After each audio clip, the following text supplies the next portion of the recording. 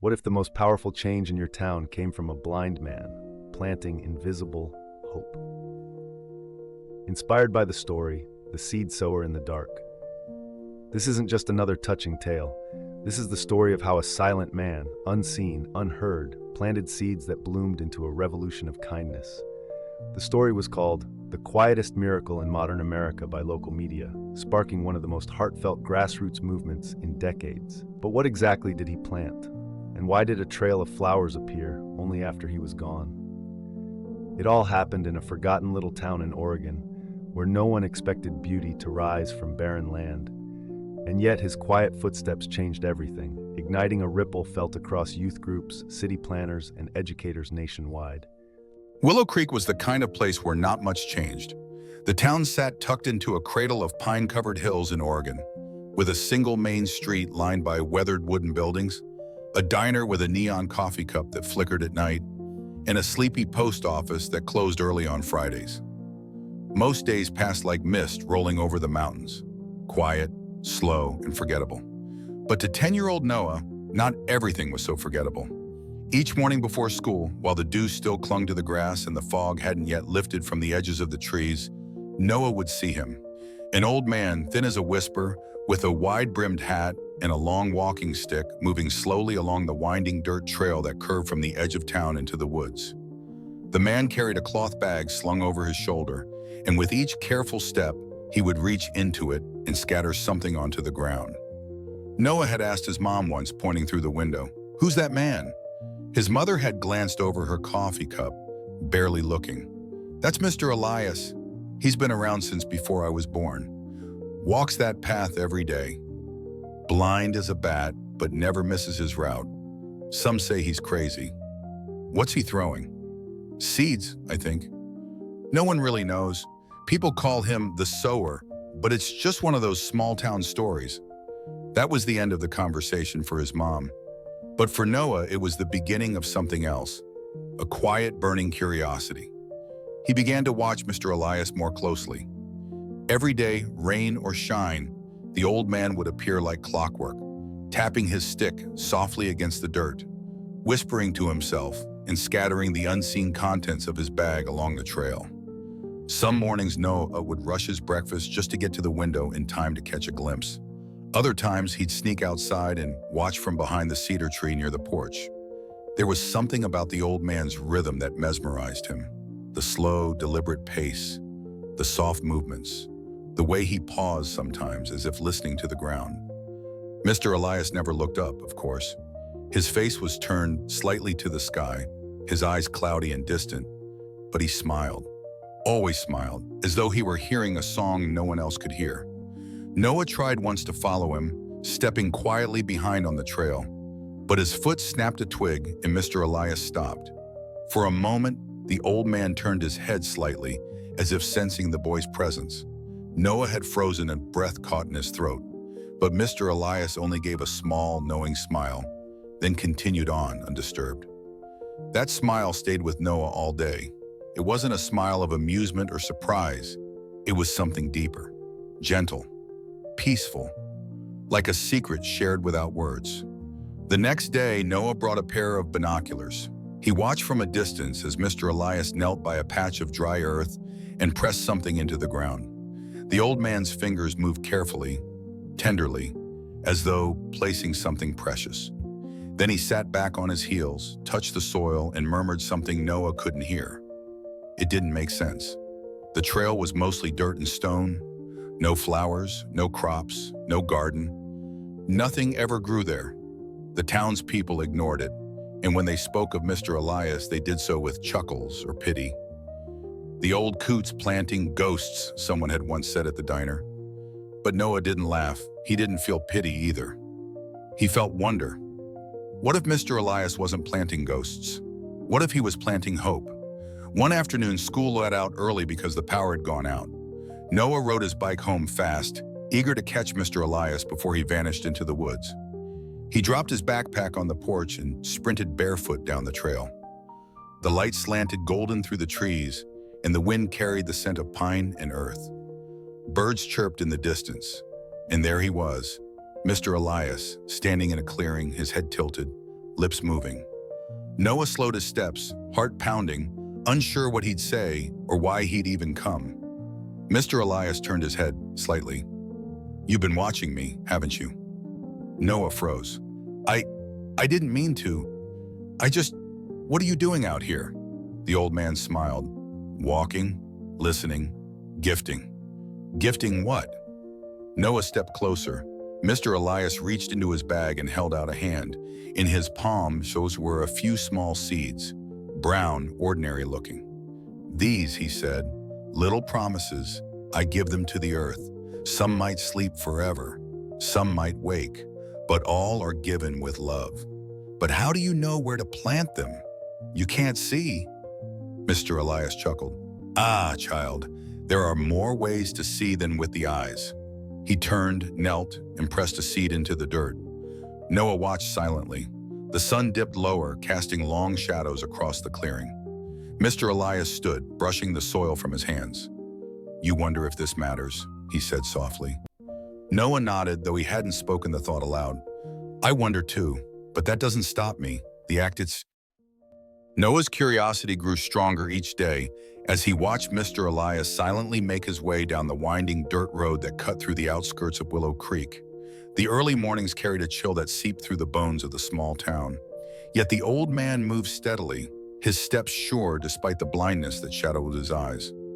Noah often saw him pause, kneel gently on the earth, and reach into the worn canvas shack slung over his shoulder. What happened next was always the same ritual. Mr. Elias would delicately place tiny seeds onto the cracked soil, then lower his face close to the ground, whispering softly as if in conversation with the very land beneath his hands.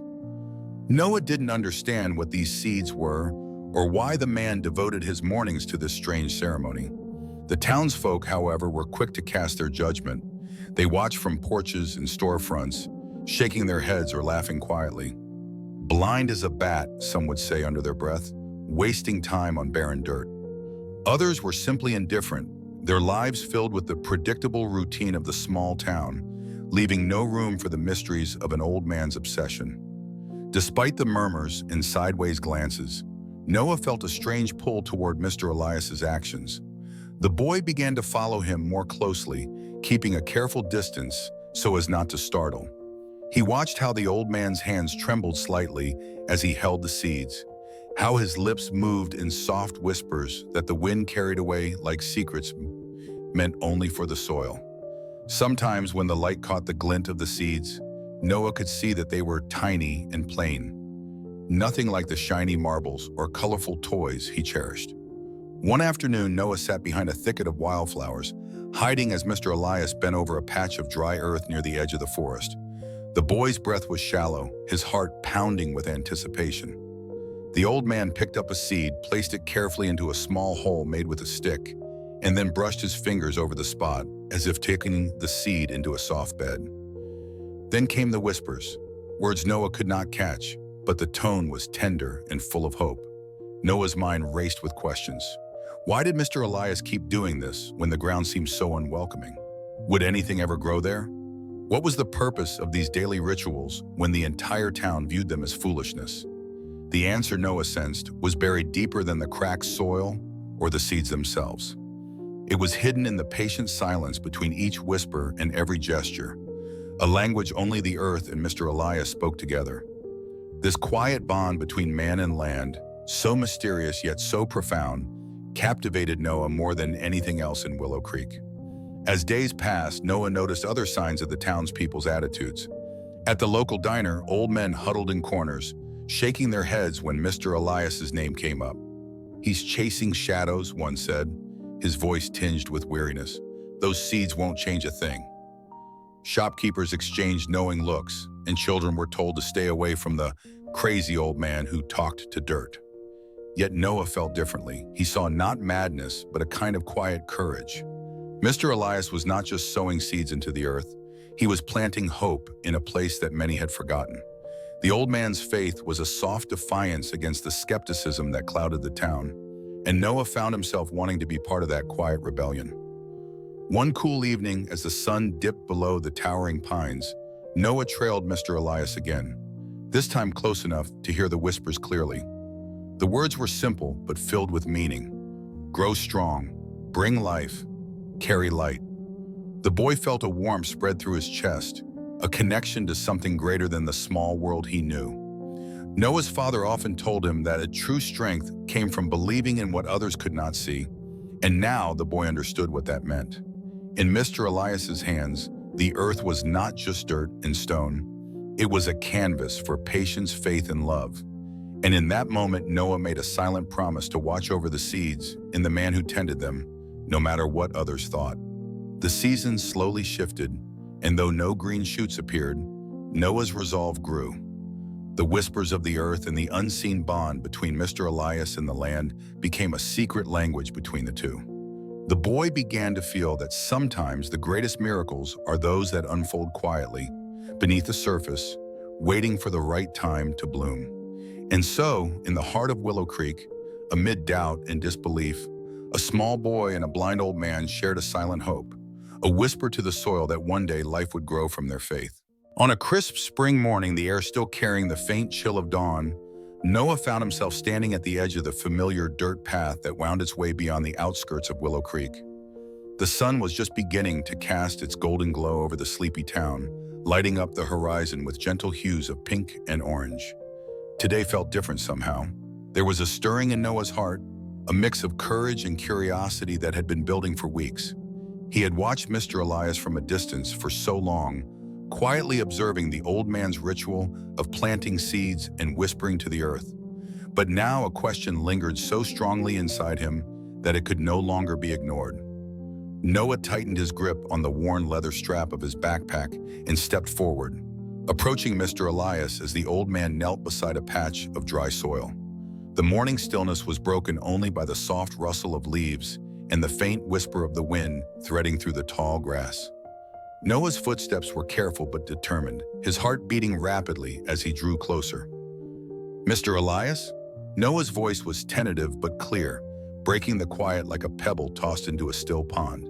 The old man paused, his face lifting slowly despite his closed eyes. A gentle smile spread across his weathered features, a smile that carried the warmth of years, filled with quiet hope and patient perseverance. "Good morning, Noah," he said softly, his voice calm and steady, like the steady flow of a gentle stream. Noah swallowed hard, feeling a flutter of nerves. I've been watching you," he admitted, his gaze fixed on the handful of tiny seeds in Mr. Elias's palm. "Every day you come here and plant these seeds, but why? How do you know anything will grow? The ground is so hard and dry. What if nothing ever comes from all this?" Mr. Elias chuckled quietly, a sound that seemed to carry the wisdom of a lifetime. "Ah, that is a good question," he said, shifting slightly so he could rest his hands on his knees. "You see, Noah, sometimes what we do isn't about what we see with our eyes, but what we believe with our hearts." Noah looked puzzled. "But how can you believe something without seeing it? Doesn't that make it hard to keep going?" The old man's smile deepened, and he reached out to touch the earth gently. "You don't need to see the future to plant a seed. The seed itself carries the promise of what's to come. I plant these seeds not for myself, but for those who will walk this path long after I am gone." Noah's eyes widened. "You mean you're planting for the future?" "Yes," Mr. Elias said, nodding slowly. "Think of it like sending a letter to someone who will read it years from now. You don't see their reaction, but you trust that your words will reach them, that they will find meaning and hope in what you have sent." Noah knelt down beside the old man, his curiosity now mixed with a newfound respect. "But what if the seeds don't grow? What if the earth never answers your whispers?" Mr. Elias's gaze turned inward, as if reflecting on memories only he could see. "The earth always answers, Noah. Sometimes the answers are quiet. Sometimes they take time. We don't always get to witness the results of our efforts, but that does not mean our actions are in vain." Noah thought about this for a long moment, feeling the weight of the old man's words settle deep within him. "It must take a lot of patience. Patience and faith," Mr. Elias said gently. "And sometimes love. The kind of love that asks for nothing in return, but hopes for something beautiful to come forth." Noah's eyes followed the old man's hands as they slowly scattered more seeds into the earth, the movement deliberate and full of meaning. He realized that Mr. Elias's actions were more than just planting. They were a quiet act of faith, a gesture of hope that transcended what was visible. "Do you think I could learn to do this?" Noah asked, his voice barely above a whisper. "To plant seeds for the future, even if I don't see the fruit?" Mr. Elias looked at him warmly, his smile tender. "You already have, Noah. By asking these questions, by caring enough to seek understanding, you have begun to plant seeds in your own heart. The rest will come with time." The morning sun climbed higher, bathing the path in light as Noah stood up, feeling a strange sense of peace and purpose. The old man's words echoed in his mind like a quiet promise that belief could grow where sight could not reach, and that sometimes the greatest acts of courage were those done in faith alone. As Noah turned to walk back toward the town, he glanced over his shoulder at Mr. Elias, who continued to tend the earth with gentle hands and whispered hopes. Noah knew deep inside that this moment marked the beginning of something important, not just for the seeds sown in the soil, but for the seeds of hope and patience now planted in his own heart. And so with each step away from the path, Noah carried with him. In the days following this conversation with Mr. Elias, Noah found himself drawn to the old man's daily routine. Each morning as the sun cast its golden light over Willow Creek, Noah would rise early, his heart filled with a quiet anticipation. He would make his way to the familiar dirt path where Mr. Elias could be found, his hands gently sowing seeds into the earth. Noah began to observe the world around him with newfound attentiveness.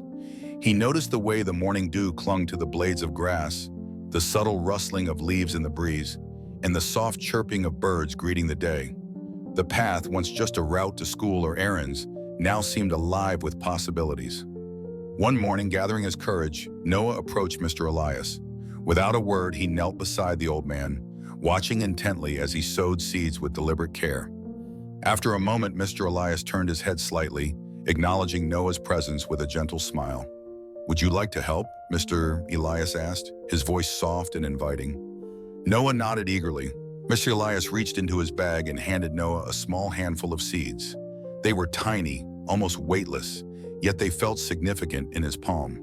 Together, they continued down the path, sowing seeds into the soil.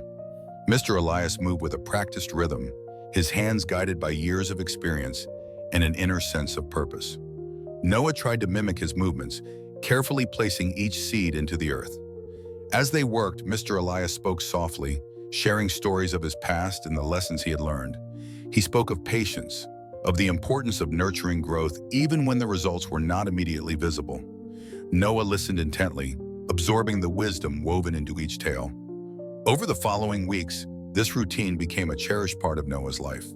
He found solace in the quiet companionship, the shared purpose, and the gentle rhythm of their work. The act of planting seeds became more than a task. It was a meditation, a way to connect with the world and with something greater than himself. Noah's perspective began to shift. He started to see the potential in small actions, understanding that even the tiniest seed could grow into something magnificent with time and care. He noticed the subtle changes along the path, the way the soil seemed richer, the emergence of tiny sprouts breaking through the surface.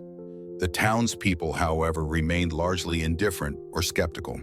Some continued to dismiss Mr. Elias's efforts as futile, while others simply ignored them. But Noah no longer sought their approval. He had come to appreciate the quiet power of faith and perseverance. One afternoon, as they rested beneath the shade of a large oak tree, Noah turned to Mr. Elias. "Do you think they'll ever understand?" he asked.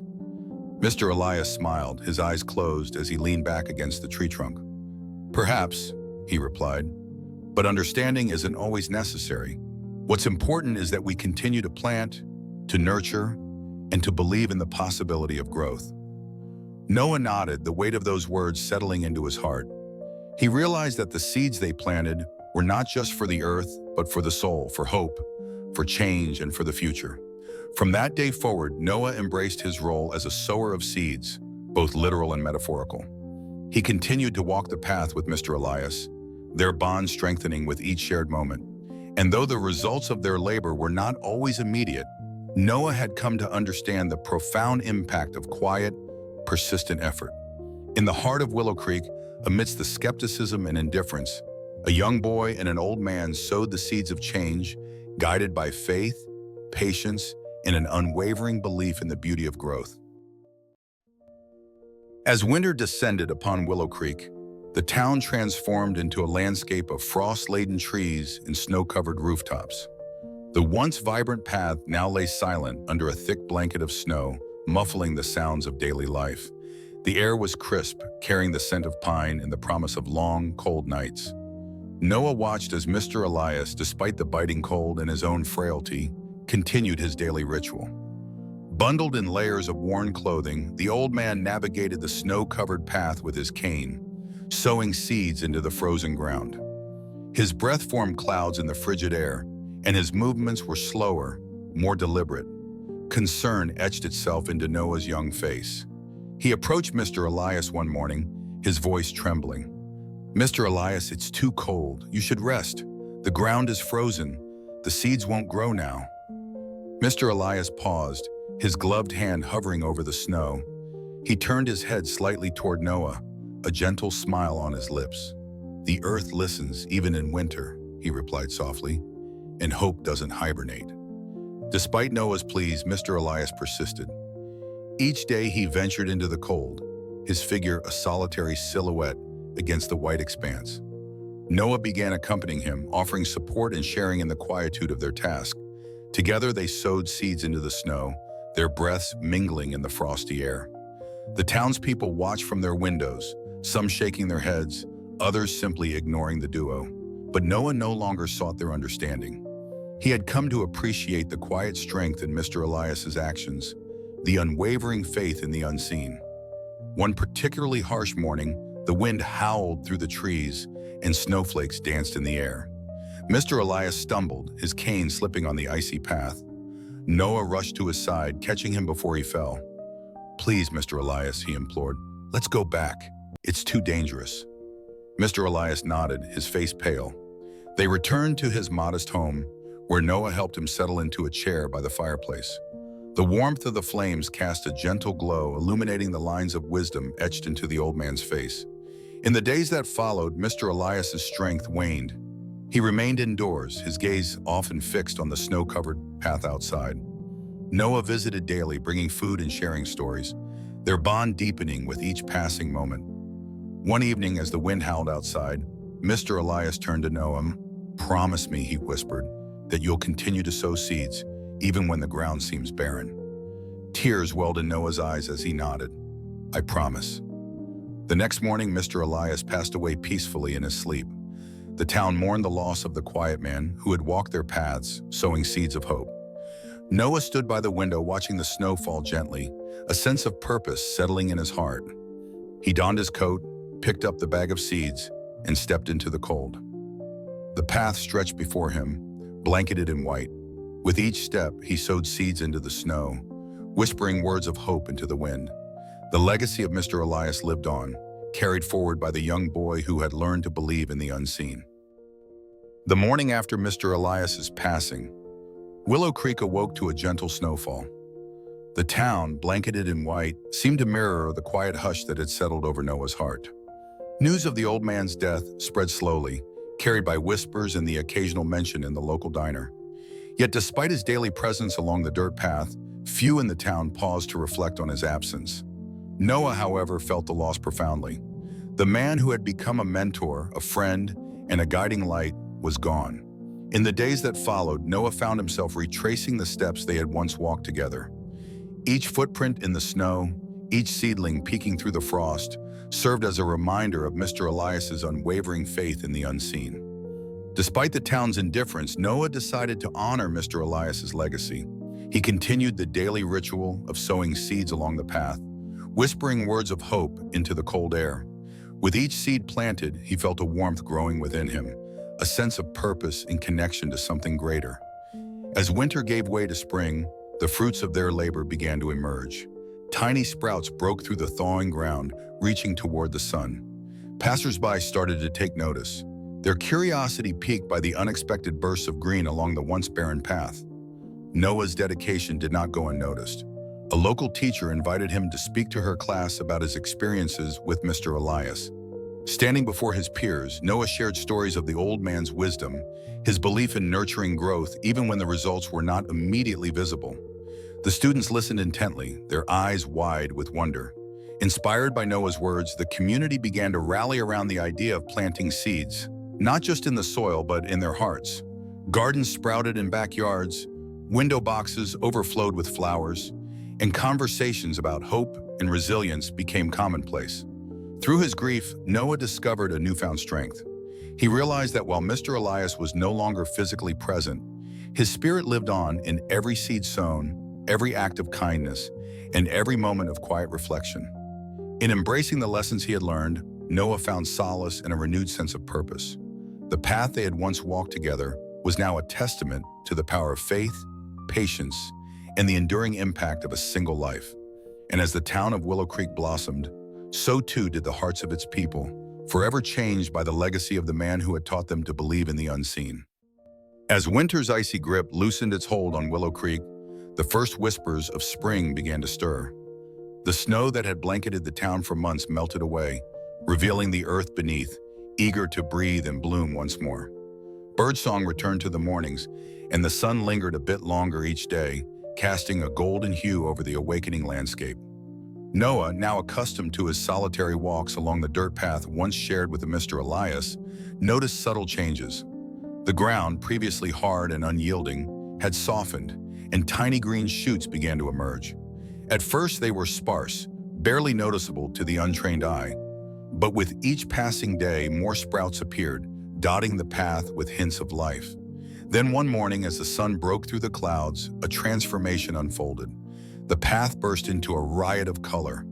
Hundreds of flowers had bloomed overnight, their petals unfurling in shades of violet, gold, crimson, and azure.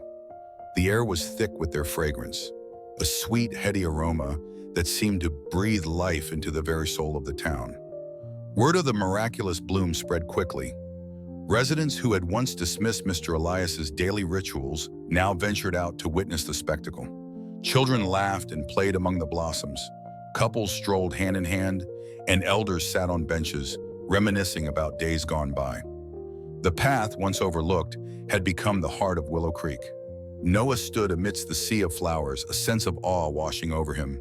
He recalled Mr. Elias's words, "We plant seeds not for ourselves, but for those who come after." The old man's faith, unwavering even in the face of skepticism, had borne fruit. The flowers were more than just plants. They were symbols of hope, resilience, and the enduring power of belief.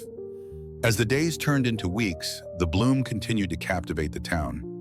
Artists set up easels to capture the beauty, poets penned verses inspired by the scene, and musicians played melodies that echoed the joy in the air. Local businesses thrived as visitors flocked to Willow Creek, drawn by tales of the miraculous path. Yet, amidst the celebration, Noah remained grounded. He tended to the flowers, ensuring they were cared for, and shared stories of Mr. Elias with anyone who would listen. He spoke of the old man's dedication, his quiet strength, and his unwavering belief in the unseen. Through these stories, Mr. Elias lived on, his legacy woven into the very fabric of the town. One evening, as the sun dipped below the horizon, casting a golden glow over the path, Noah sat among the flowers, a gentle breeze rustling the petals. He closed his eyes, feeling a profound sense of peace. In that moment, he understood the true gift Mr. Elias had given him. Not just the flowers, but the lesson that faith, when nurtured, could blossom into something extraordinary. Spring had come to Willow Creek, not just in the form of blooming flowers, but in the hearts of its people. And at the center of it all stood a young boy, forever changed by the quiet wisdom of an old man who believed in the magic of planting seeds. Noah stood at the edge of the path, the same one where Mr. Elias had once walked with unwavering purpose, his steps guided not by sight, but by belief. The spring bloom had begun to fade, petals gently falling like confetti from a celebration now past. The flowers, vibrant and miraculous, had done their part. They had awakened something in the town, and even more so, something within Noah. In his hands, he held the old cloth satchel. Worn, patched in places, still carrying traces of soil in its seams, It had once belonged to Mr. Elias. Now it belonged to him. He reached inside the bag, feeling the familiar texture of seeds brush against his fingertips. They were small, nearly weightless, and yet they carried the fullness of a dream. He slung the bag across his shoulder, took a deep breath, and began to walk. Not on the same path Mr. Elias had taken, his path now led outward, beyond the boundaries of Willow Creek, past the quiet hills, through the sleepy neighboring towns, across bridges and under open skies. He wasn't walking away from anything.